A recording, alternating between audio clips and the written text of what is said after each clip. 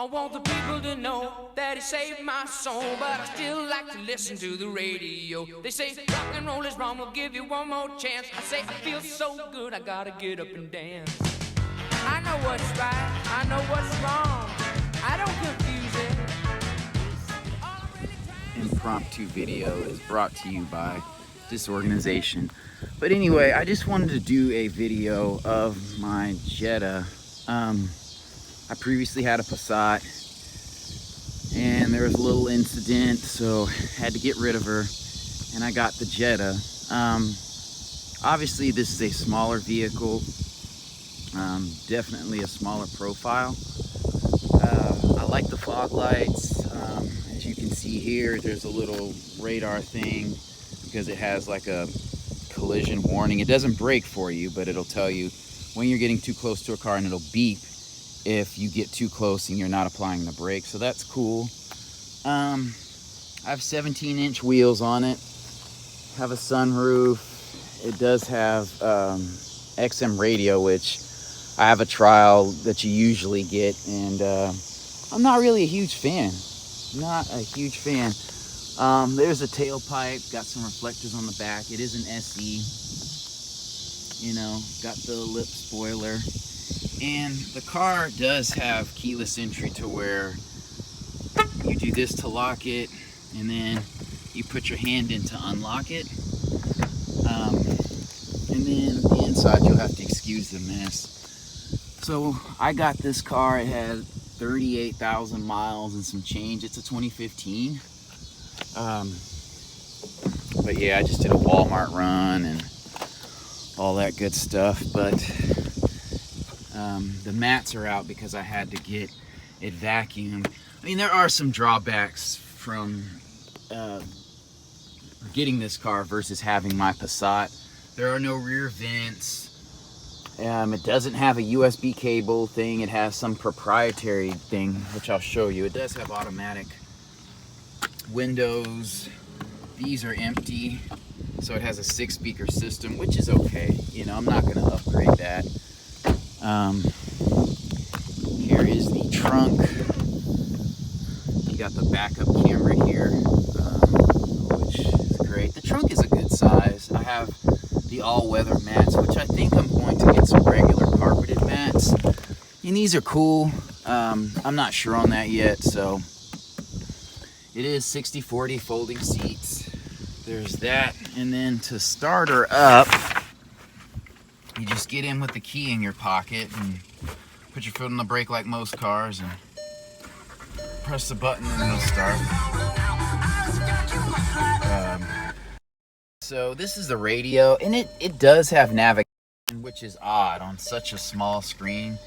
And like, you don't really have to pay for it. Like, you can be driving and put in an address and it'll show you like a map and it'll give you guidance and everything, which is cool. But this is one of the things that I'm going to probably upgrade in the car. There is another system. This is a 2015. I think the next year had like a completely different system, so I'm not going to do that because it'd require all this crazy rewiring. But I'm going to replace it with a 6.5-inch unit, an OEM unit, or maybe an Alpine, who knows. But all of the windows are automatic up down.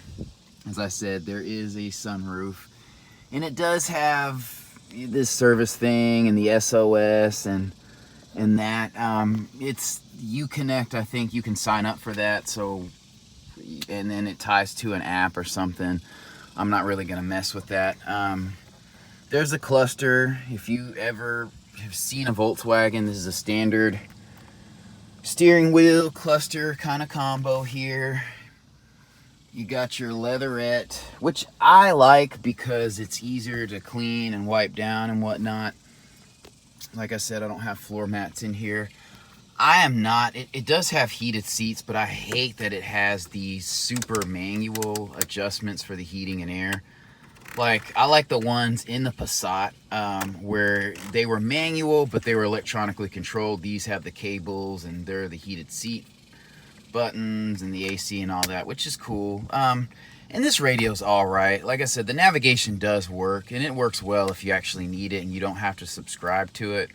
And it has like 4 gigs of memory, and so that's cool. And it does have XM radio,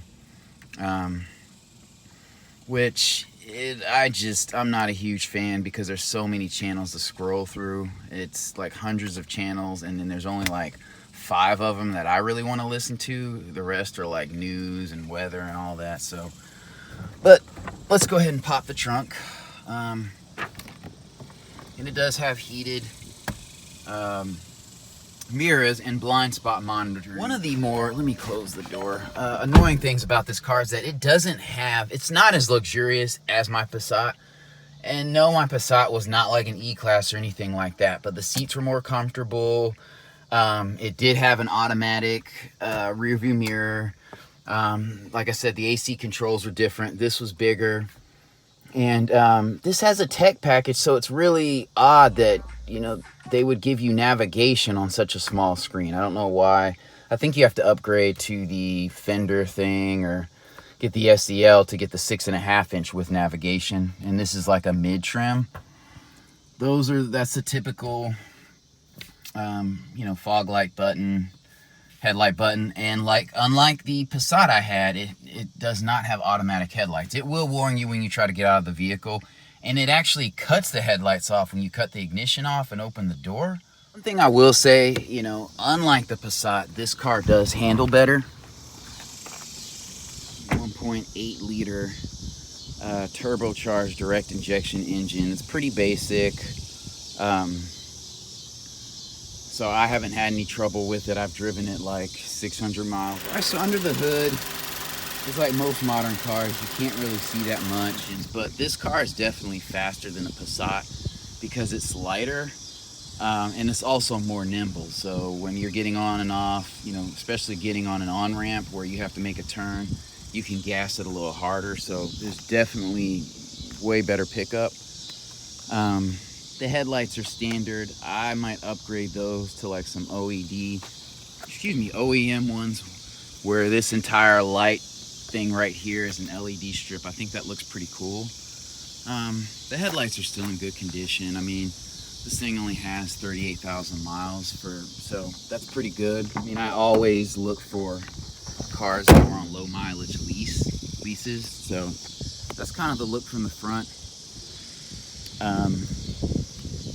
As far as the lease thing goes, a lot of times they do drive 10,000 miles or less a year. So this car is 4 years old and it has less than 40,000 miles. So it's not going to be super beat up.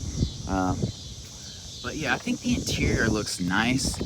And unlike a cloth interior, this is not going to stain.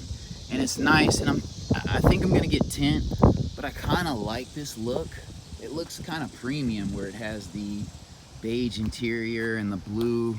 They kind of go really well together. I kind of like the overall profile. I think it looks sporty even though it's not really, I'd say it's spunky, peppy, with the trunk spoiler, and the wheels are just big enough. I'm not a huge wheel guy because it kind of compromises the comfortable ride, but and it does have the mirror accents for the turn signal, and those are little things that I like about Volkswagens. So that's kind of why I like their cars. I mean, some of the things are annoying. They kind of adapt technology later, like the Nissan equivalent of this car probably has like push button start and drives itself, but just little things like for instance, the fuel cap. So this fuel cap, one thing I noticed, I have a friend and she has an Altima. When I open the fuel cap, that thing feels as thin as an aluminum can, like a soda can, and that annoys the crap out of me. So I like the gauge of metal they use. It feels like it's thicker than, say, a Nissan. I don't know about other brands, but I know Nissans are super popular. Like every girl I know, gets a Nissan, either an SUV or an Altima. So, but anyway, yeah, it's a really clean car. It's quick. It's good on gas. I can't really give you a fuel mileage rating because I've been kind of punching it a lot. So in mixed driving right now, I'm getting 28.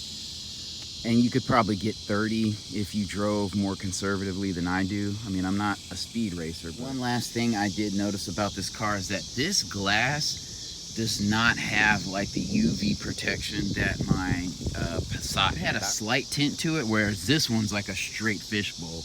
That's why, at least if I don't want to get it tinted, I'll probably get 50%. My Passat, even before I got it tinted, there was some protection, and it felt a lot better than versus sitting in this car where you kind of bake easily. So also, it has 4-wheel disc brakes, but that goes without saying these days. I wouldn't really buy a car with drum brakes. They're easier to service, and I don't know, they just look cleaner to me. They work better, you know, unless you're out in the Amazon, then you need a more sealed system. So independent suspension. With the suspension on this car, it's a good balance, I'll say. It does absorb bumps. I noticed there's a hill before I get home, and it's really choppy pavement, and it absorbs it pretty well without tossing you around. You don't feel it so much, but you do feel the car bob a little bit. You can't turn it like a Porsche, or it's not an Audi A4, A3, you know, with a sports suspension or anything like that. But it's a good solid vehicle, and I like it.